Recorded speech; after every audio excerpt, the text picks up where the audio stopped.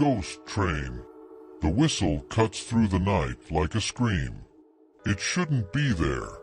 No trains have run RS on the rusted tracks through the old station in decades. And yet, as the air grows heavy and the mist thickens, something stirs. James had always dismissed the legend. A phantom train that arrived only at midnight, carrying lost souls to an unknown destination, sounded like a campfire story. But when the town clock struck 12 and the distant whistle sent a shiver down his spine, doubt crept in. A gust of wind, colder than a winter storm, rushed through the station.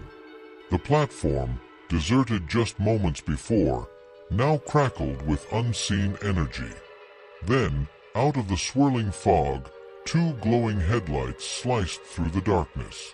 The train emerged, an ancient locomotive, rusted and covered in soot, its windows black as ink. James took a step back. He could leave, turn and run before the doors opened. But something inside him, curiosity, or perhaps something far more sinister, kept him frozen in place. The doors slid open with a hiss. Inside, dim lanterns flickered, casting eerie shadows over rows of passengers.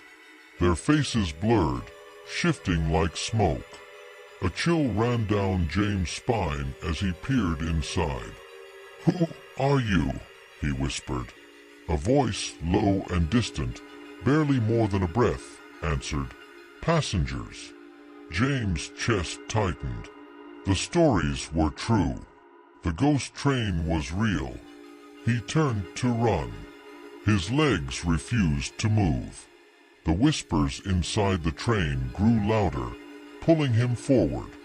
His breath came in ragged gasps as he was dragged over the threshold. The doors slammed shut behind him. The train jolted forward, plunging into the unknown.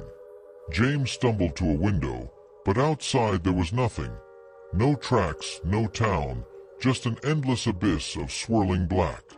A woman in Victorian-era clothing sat nearby. She smiled at him, too wide, too sharp. She lifted a pale hand, revealing a faded train ticket. "You have your ticket, don't you?" James frantically patted his pockets. Empty. The woman's grin stretched impossibly wide.